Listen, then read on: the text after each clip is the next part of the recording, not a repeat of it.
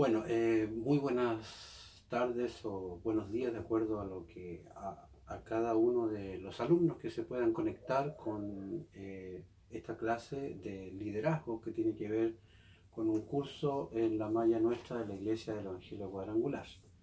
Les damos las más ricas bienvenidas a cada uno de los alumnos y quisiéramos, ¿no es cierto?, que pudiéramos poder avanzar en esto.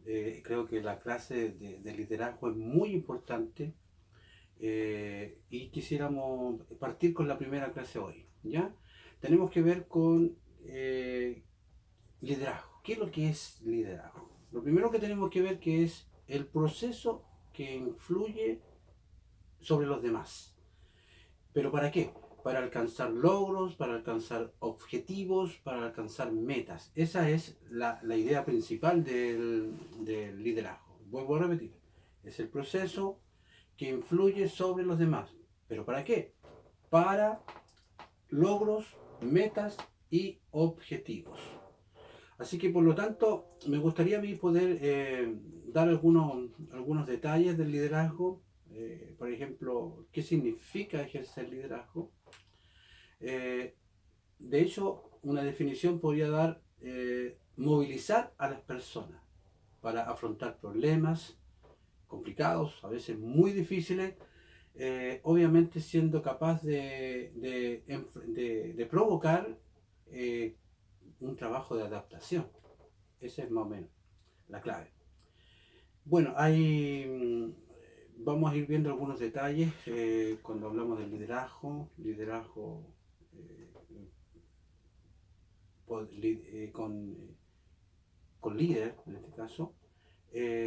La gente no es reacia al cambio, sino a los cambios que realmente no les gustan. Ese es el problema que tiene el líder.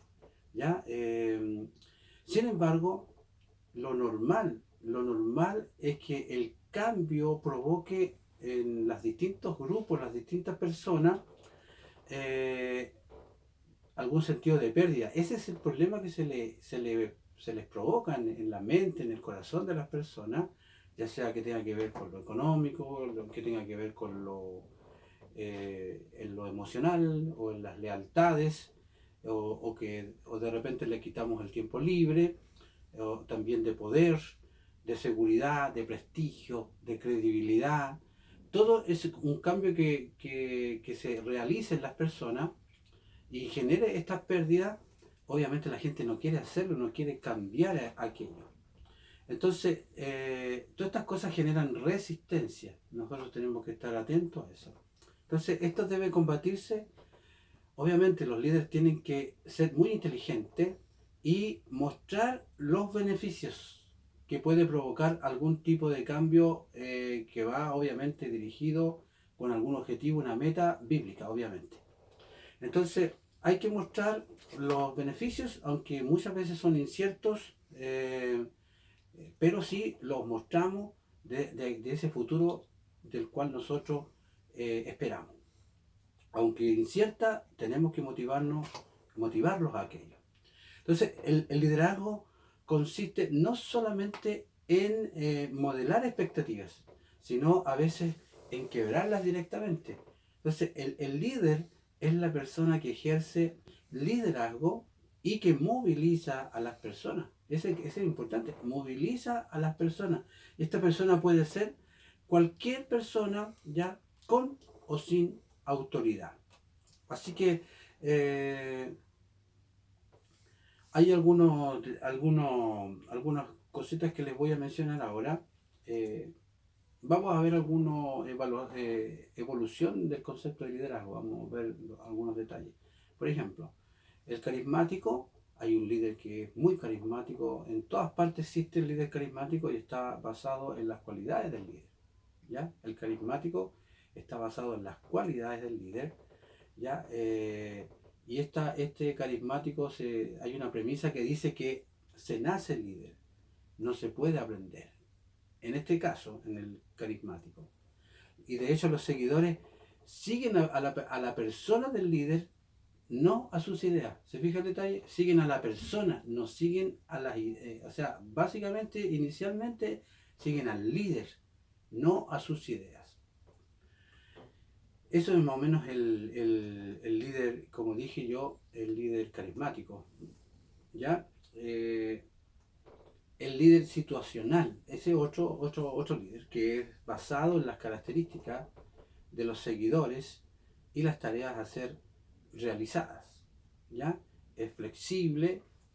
Cuando el líder no está, el grupo puede afrontar tareas conocidas o bien se desarma. ¿Ya? Está también el líder transformacional, que es el líder que obtiene resultados, ¿ya? Y desarrolla transformación en el fondo. Entonces, cuando el líder no está, el grupo continúa. Del líder transformacional, cuando el líder no está, la gente o el grupo avanza sin mayores inconvenientes. Entonces, ¿por qué? Porque las personas se apropian de una visión o se apropian de una idea, más allá de la persona del líder, que es contrario a lo que dice el carismático. ¿Entiendes? Esta gente se apasiona con una visión, la obtiene y obviamente, aunque el líder no está, ellos van avanzando. ¿Ok? Entonces, el adaptativo, que es otro tipo de líder, es más estratégico, se basa en intencionar cambios de una manera indirecta. Entonces, el líder no siempre está en una posición de jerarquía en el caso del adaptativo. El grupo aprende y obviamente se adapta a algún cambio. Ahora vamos a ver algunas características del liderazgo. Son muy interesantes que podamos ver esto. Eh, Todo líder tiene que tener empuje. Empuje, ¿qué significa esto? Que es un nivel de esfuerzo elevado. Tiene un nivel bastante elevado de esfuerzo. Es un hombre muy esforzado. Por eso le llamamos empuje. A la segunda característica que vemos en el liderazgo es motivación. Un líder que no tiene motivación, la verdad es que no pasa nada, no llega a ninguna parte. ¿Y qué es lo que es la motivación? Que es la creencia en lo que se hace. O sea, yo creo en lo que voy a hacer, y por lo tanto transmito aquella idea a las personas que me siguen. También estamos hablando de otra característica como la congruencia. ¿Qué es lo que es la congruencia? Es la coincidencia entre las palabras y los hechos. Esto es muy importante, o sea, no solo hablo, sino que también hago. Ser y hacer. Eso es muy importante. Un líder que solo habla y no vive, la verdad es que no llega a ningún lado, a ninguna parte. Es muy importante la congruencia. La otra característica importante también es la confianza en uno mismo. ¿Qué significa esto? Seguridad para enfrentar las circunstancias. O sea, van a haber momentos complicados, difíciles, donde las situaciones se nos ponen difíciles, pero nosotros confiamos en esa visión, confiamos en lo que el Señor nos ha dado y confiamos en que Dios nos ha dado poder, nos ha dotado de las habilidades para enfrentar cualquier cosa que pueda venir. También el líder también tiene que tener conocimiento, que es dominio del campo en que se actúa. O sea, un líder no puede ser ignorante, el líder debe conocer lo que está tratando, lo que está intentando llevar a la gente, debe conocer todo el ambiente allí, todo lo necesario. Entonces el conocimiento es muy importante. Y obviamente también hay una característica que me llama mucho la atención que tiene que ver con la inteligencia. Los líderes son inteligentes, que es la capacidad para percibir e interpretar las ideas y los sentimientos. ¿Ya? Él se da cuenta de todo lo que pasa a su alrededor y va percibiendo y va interpretando de las necesidades de las personas, de la gente. Ahora, ¿cuál es el papel del líder? Recuerde que estamos hablando de un liderazgo cristiano, estamos hablando de un liderazgo que tiene una misión, que tiene objetivos claros, porque el Señor le ha ordenado ciertas tareas.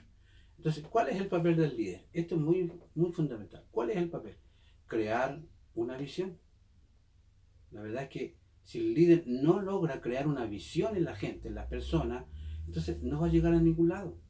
Todos los líderes tienen que ser empapados con la visión del Señor. ¿Ok? Entonces, visión.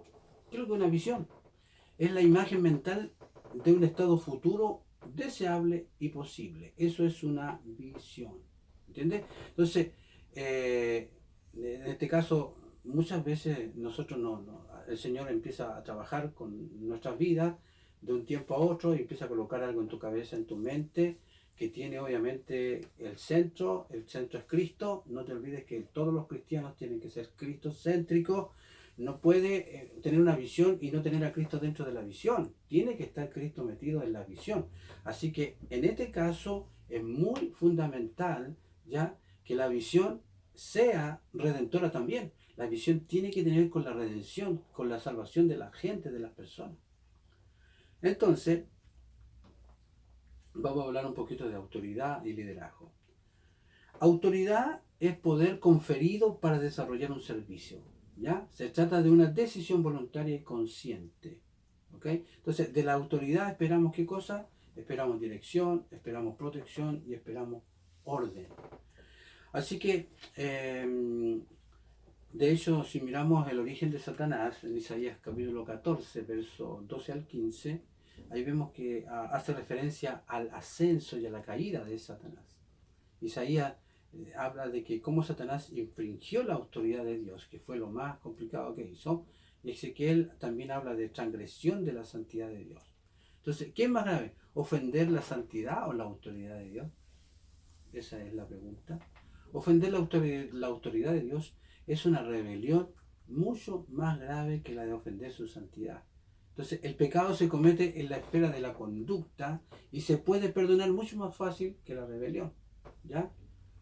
Entonces, la rebelión es muy complicado en la rebelión. Y ahí, de hecho, Satanás es el principal en esto. Al intentar Satanás, por ejemplo, poner su nombre sobre el trono de Dios, o sea, él estar sobre Dios, violó la autoridad de Dios. O sea, fue el principio de la exaltación propia. Y ahí fue el gran problema. El hecho de pecar ya fue la causa de la caída de Satanás. De ofender me refiero a la santidad. La rebelión fue lo más grave que el enemigo cometió. En este caso, este hecho fue el producto de su rebelión contra la autoridad, fue lo que realmente lo mató o lo eliminó en ese sentido. Dios condena la rebelión, ¿ok? Así que ojo con los líderes tienen que aprender a sujetarse, a someterse estrictamente a los parámetros de las escrituras, ¿ya? Así que nosotros como creyentes no debemos desobedecer a las autoridades. Ojo con eso, no hay que desobedecer a las autoridades. Cuando hablamos de la autoridad espiritual, hablamos, por ejemplo, lo más importante, la autoridad de Dios, la autoridad de las escrituras, la autoridad de la iglesia y la autoridad de algún siervo. Son muy claros. Lo mencionaron, lo primero, Dios. La autoridad de Dios no se puede pasar a llevar. La autoridad de las escrituras, la autoridad de la iglesia y la autoridad del siervo. Entonces, ¿qué sucede cuando no hay autoridad? Desorden, desorientación, hay abusos, hay imposición, hay desacuerdos. Por eso que es muy grave, es muy interesante que las autoridades estén dentro de una iglesia en forma equilibrada, porque si una autoridad empieza a abusar, empieza a quebrar todo. Necesitamos hombres de Dios bien centrados en la escritura, bien apegados a la palabra del Señor, porque esto va a causar un equilibrio perfecto. Entonces, ¿qué sucede cuando la autoridad de Dios no es tomada en cuenta? Vuelvo a repetir, desorden, desorientación, ¿ya? Porque más de alguien la quiere tomar. Y ese alguien, la pregunta es, ¿Dios lo colocó? ¿Dios lo quiere colocar ahí? Esa es la clave, ¿ya? Entonces, con esto yo quiero concluir la primera clase, que tiene que ver con un poco la definición, algunas clases de liderazgo, algunas clases de hombres de Dios, y un poco introduciendo a este curso o a este ramo que le llamamos liderazgo. Dios bendiga sus vidas, nos vemos en la segunda clase.